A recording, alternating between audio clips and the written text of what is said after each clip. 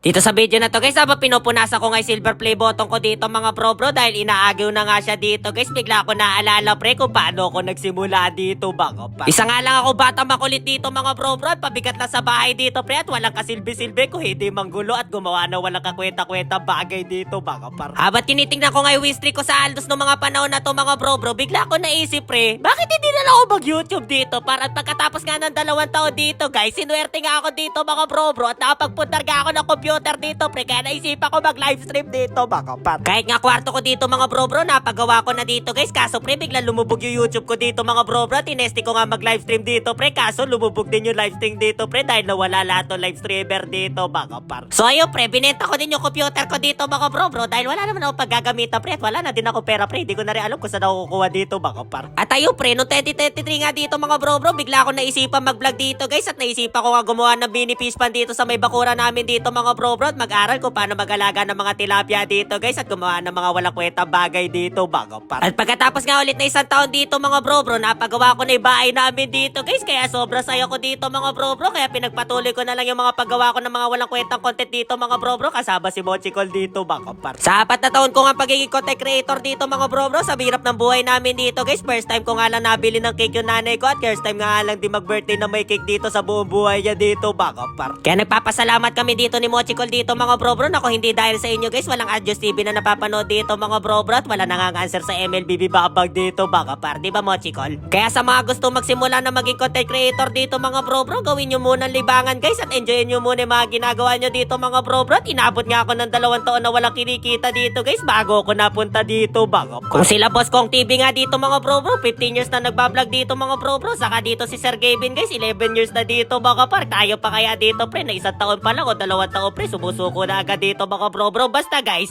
malin nyo lang ginagawa nyo dito mga bro, kaya nga gumawa din ako ng YouTube channel dito mga bro, baka sakali dito pre, malin nyo naman pre, nagpapawa ako dito, nalilimos ako dito pre, iskamin ko kayo lahat pa, kaya pa ako nakawa nyo na pre, isubscribe nyo na ako par. Pera biro dito mga bro, sobra saya ko nga dito mga bro, dahil yung mga dati pinapanood ko nga lang dito guys at nakakasama ko na sa mga event ni Mobile Legends dito mga bro, nagpapasalamat nga din ako kay Mobile Legends dito pre, dahil nakakapagpa-picture na ako dito, nakakapagpa-video na ako dito mga bro, sa mga idol ko pro player at mga content creator dito baka par.